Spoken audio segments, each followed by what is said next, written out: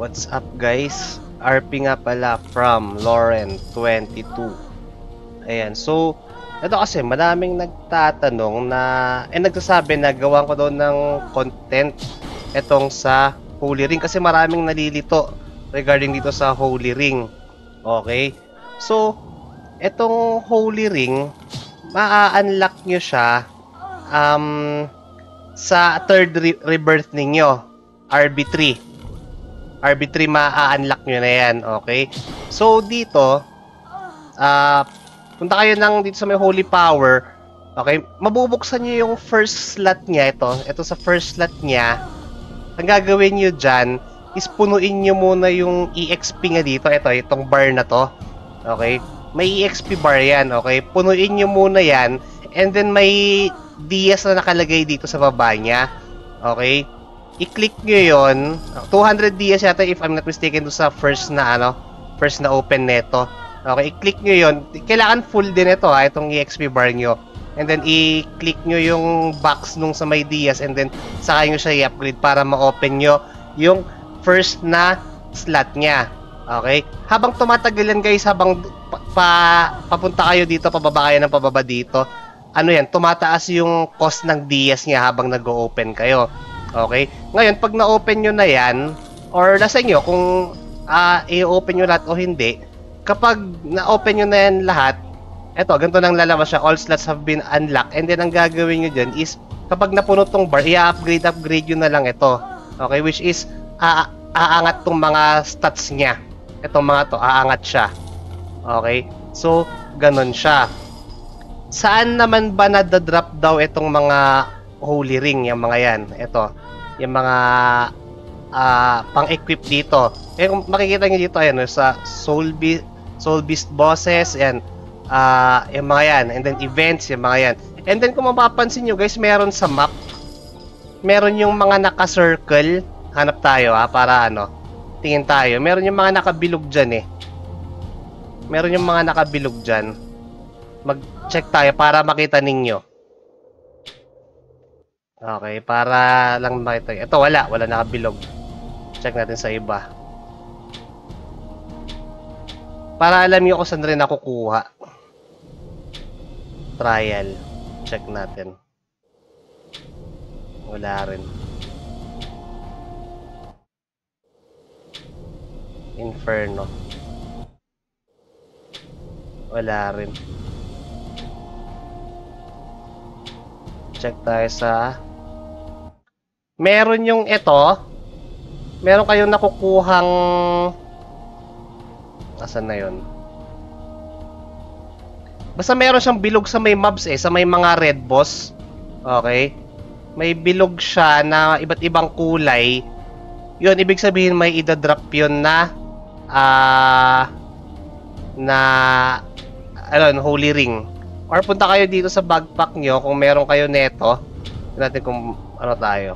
Ayan tignan natin kung meron. Ayan, ganyan siya guys. So ayan yung may bilog. Ayan. May bilog. So kapag puti, ang alam ko dyan is level 1 lang siya. I mean yung niya, ayan kunyari 1 lang siya, ganun. Tignan nyo to. Kunyari ito, papatayin ko to para makita ninyo. Okay. Para may idea lang rin kayo. Basta yan, yung may mga, kapag pumupunta kayo sa mga map, kung may bilog siya na ganyan, automatic may drop yan. Okay, may drop yan. May iba-ibang kulay yan. May yellow, may purple, violet, mga ganyan. Okay. So, eto, white yung color niya. Ang madadrop dito most likely is yung 1 lang. Medyo naglalag pa rin tayo dahil sa Holy Ring. Hindi pa rin nila naayos. Okay.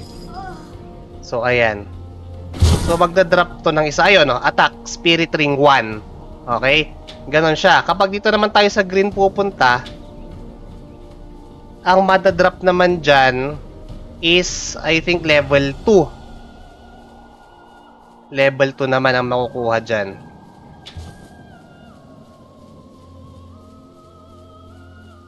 Ayan. Green to guys, green. Ayan, green.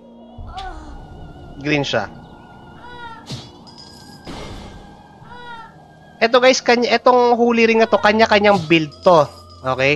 Kanya-kanyang build to. Diskarte nyo kung paano nyo i-build sa character ninyo. Grabe yung lag ko.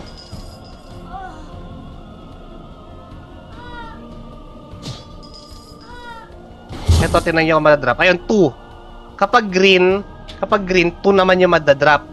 Okay, so, ganon siya. Basta pumunta kayo ng map, yung mga red boss, kapag makita nyo may bilog na yan, ayan, may drop yung mga yun. Random rin siya sa totoo lang. Or, kung meron kayo neto, ulitin ko lang ulit. Ito, Divine Ring Drop Coupon, meron yan. Meron rin yung times 4 neto. Okay? So, dun siya nakukuha.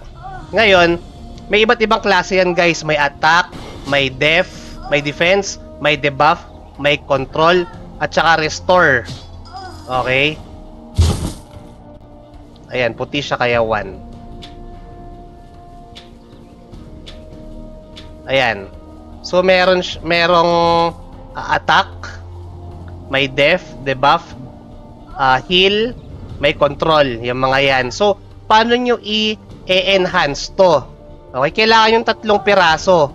3 piraso. Okay? Kailangan yung 3 piraso, tapos punta kayo ng synthesis. Dito, lalabas yung dito.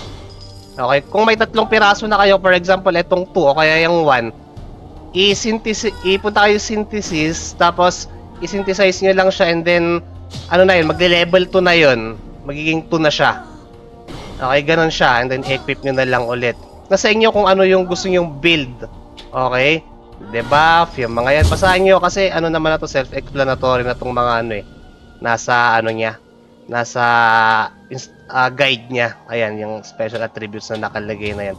So, kanya-kanyang build yan. Okay?